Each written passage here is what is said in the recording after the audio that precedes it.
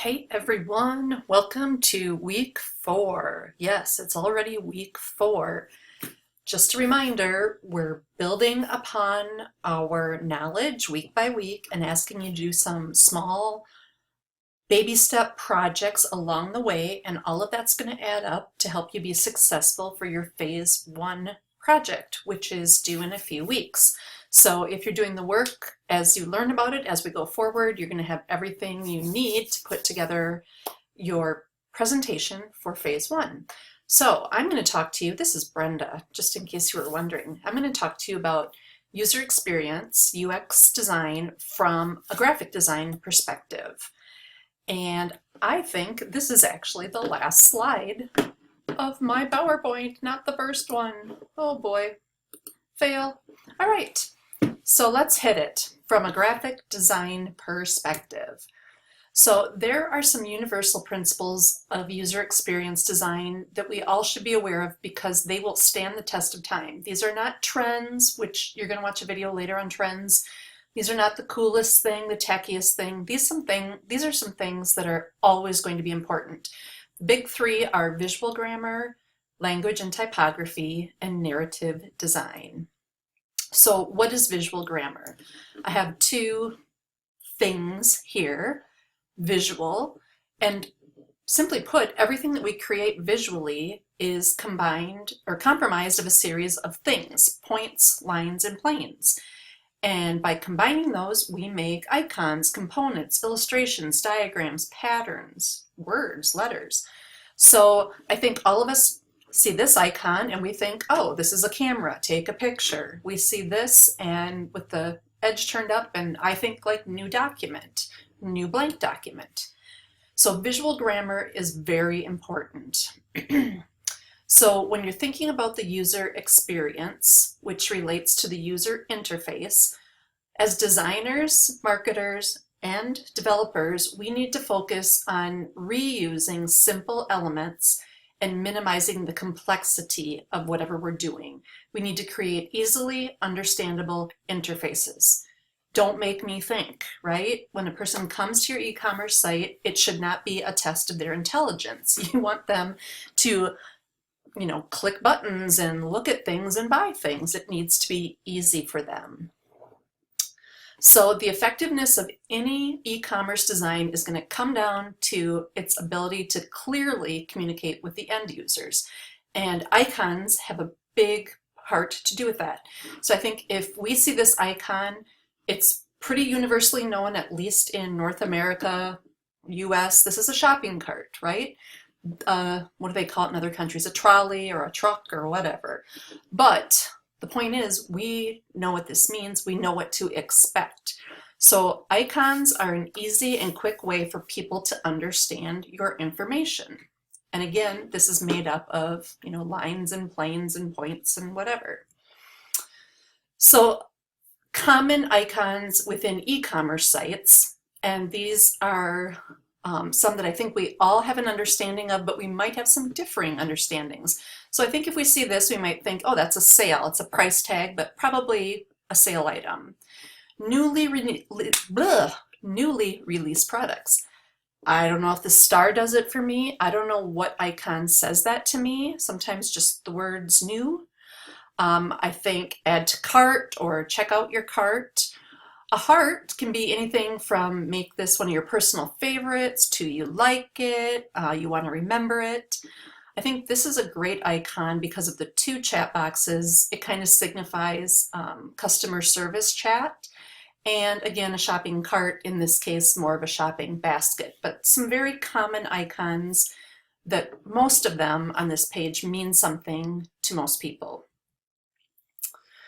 So some tips for icon use. You need to be strategic. This is not just how many cool icons can I make and use. You have to be very strategic.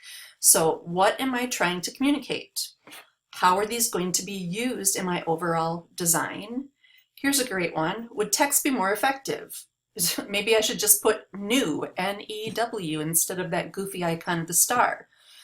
And a quick rule of thumb is the 5-second rule. If it takes people longer than 5 seconds to understand what your icon is about, it's no good. So you can test this out. And in Blackboard, I have some links that you should check out to articles. I'll show you at the end of this, but icon usability and icon testing. So again, something for designers and marketers to be thinking about. Once you decide you're going to do icons, you need to stick to a single style because we're going to be consistent and uniform, and whatever style you pick needs to stay true to the visual identity of your brand. So these are all very different. We certainly wouldn't use one from this column and one from here and whatever. So if you're very simplistic, if a lot of your web page e-commerce site is simple, clean line drawings, some of these are way too busy. Maybe an icon in this family or this family would be best. So always be thinking about the marketing plan, the user, oh my gosh, I've totally drawn a blank and I'm not going to edit this. The profile of the user, your persona, there we go. I am not editing. What do they need and want and expect? What's going to work for them? Not you, what's going to work for them? So pair your icons with text because icons are excellent signifiers of what the user is looking at, but they're not all globally recognized. The magnifying glass might be known in most areas as your search, but what is a heart?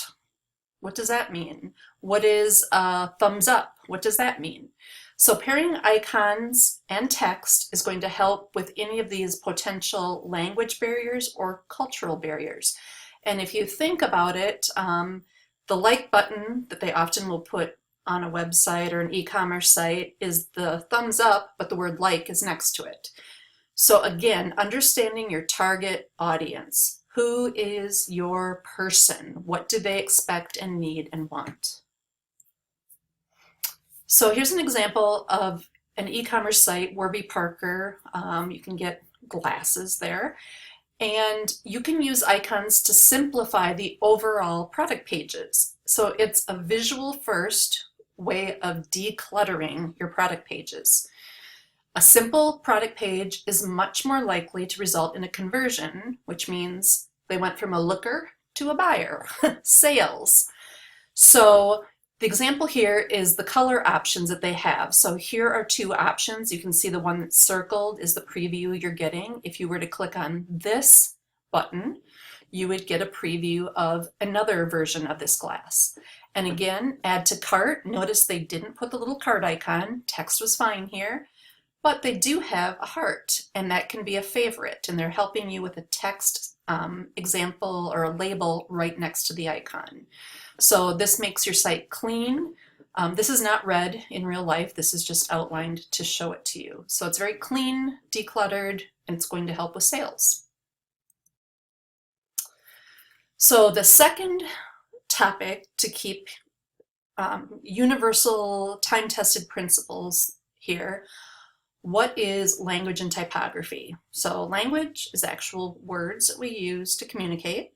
And typography, as designers, we know this, but for our marketing and developer friends, that's the actual font choices that we use. And this is a full semester of study for us and can be a lifelong study. It matters. Is it legible? Is it readable? And is it appropriate? Has nothing to do with your favorite font. So let's go back to the words part of it. Words are functional, but they also aid and improve design interactions. When you want them to do something, the buy now, put it in the cart, check availability. They help with the user getting through your design interactions. Words are also going to help set a tone and a voice, which establish and or reinforce the personality of a brand. So again, you're going off information from your marketing team. What is this brand? What is the personality? What are the tone and the words and the voice? Are we the sassy best friend, silly and irreverent? Are we the very serious techie person or company? Are we fun? You think of some websites, e-commerce sites, some are kind of known as being a fun, hip site. Others are very minimalistic and they're all about getting you what you need without a lot of fuss. So what is the personality of your brand? If you do all this well with words, it's going to improve the user experience and they're going to be happy. They meaning your hopeful customers. So typography, the other side of it. Number one, we use typography to improve the user experience, period. Number two, we use it to be decorative. And my graphic designers are probably laughing at this, but I intentionally used 3 fonts, which is not good, and I used 3 bad fonts. This number 2 is so extreme, it's possibly hard to identify. Is that a 7 or a 1? This next one is Comic Sans, and finally Papyrus. They are not the best fonts in the design world at all. So I'm being facetious here. It has to make sense why you're using that font. So optimizing legibility is the number 1 reason. So typically we use sans serif type. Serifs have the little feet on them. So this is a serif right here. This is a slab serif. Sans serif means without, so no feet on the letter A, no feet on the T or the I. Much easier to read in a digital environment, on a screen, on a phone, on an iPad, because we're lighting up pixels, which are square, and if the serifs are small, it's really hard to read them. So, appropriate choice of typefaces for legibility reasons.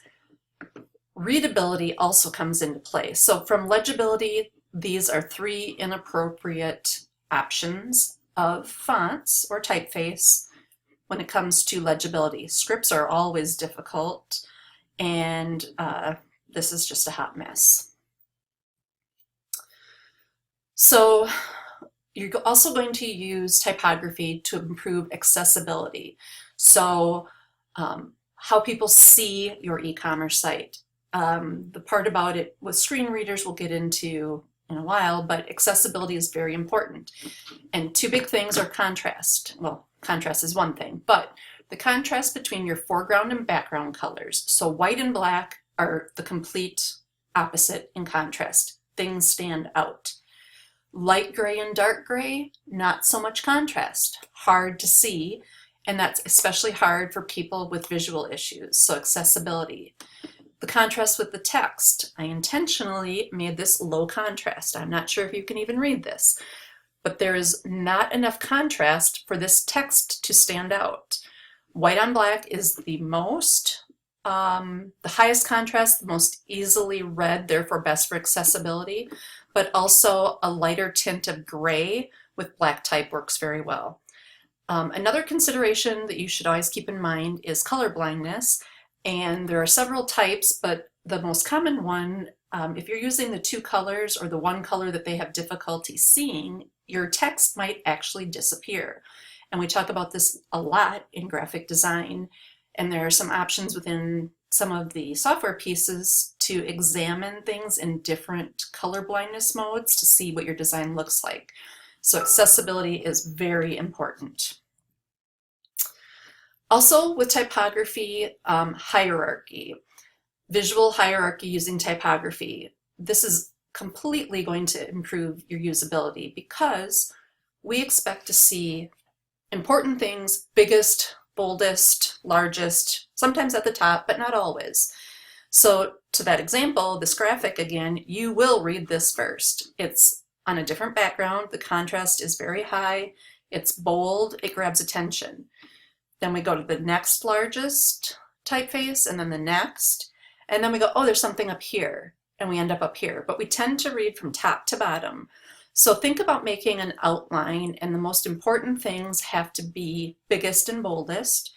And if there's something that people should look at next, that would be a step down in size, maybe not quite as bold, whatever. But as designers, we really have to think about that. We also do this in the code with H1, H2, H3, and that's going to help with accessibility as well. Finally, the third hot topic, the third option that makes things stand the test of time, narrative design. So as graphic designers, we're storytellers. We're getting the message of our clients across to their end users. It's not about us, it's about telling their story. So as UX designers, we're creating experiences. Do people enjoy coming to our e-commerce site? Is it kind of fun? Think of it if it's a custom sneakers store and you can customize your shoes and in real time see what's happening. It's an experience. It's fun. People like that. Bottom line, readers need to be able to grasp the key messages being communicated. So as a graphic designer, that's all your job is getting the message across clearly, cleanly, and quickly. So the inverted pyramid we use in a lot of areas. Journalism is one, but the idea is you start with the critical information first, then you go to background or context, and then the nice to have is kind of third. So critical information, again, I'm thinking of a tennis shoe e-commerce site, is probably going to be a picture of the shoe, how much money it costs, and you see it. The next in the hierarchy and perhaps lower on the page or down to the right would be more information, like what it's made of, what sizes are available. And the nice to have might be something like a link to see our factory where we make these shoes, or something else that's certainly not needed, it's just extra. So using those three main concepts, we as designers can create an excellent user experience. So let's get to work with that. And I did mention that in Blackboard, I had a few other things for you to watch and look at.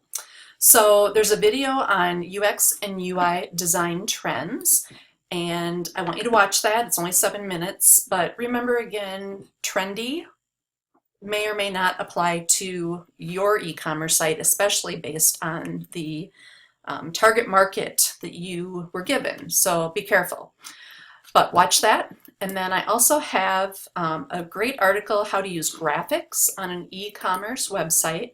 This should be of interest to all three groups, talking about the science of selling with graphics, and SEO, how visuals are going to improve your engagement and your conversion rate. So everybody take a look at that article. And then finally, I just gave you a link to icon usability, and there are some quick topics, bullet points that you might want to read here, talking about here the heart, what does it mean on this website versus what does it mean on this website or e-commerce site. So that one's really helpful. And sorry to spin this, I know that makes you dizzy when you're not in control of it. But there's also, I have a link for you on testing icons for recognizability. This would be something maybe your marketing people would be doing. After you've designed some icons, well, do people understand what they are? Can they correctly guess what will happen once they interact with the icon? Is this going to take me to the cart? Is this going to take me to who knows? Do they understand? And then attractiveness, we always like those. So a couple of really great resources for all of you, not just designers. I hope you're all, I expect you all to be watching all videos always. All right, hopefully this gives you some great background. Next on the list is Paul, and make sure you read his articles and hear what he has to say, and watch all of Mary's videos too, especially this one in point number 3 down here. So have a great week, and if you have any questions or concerns, let me know, let Paul know, let Mary know, and have a great week.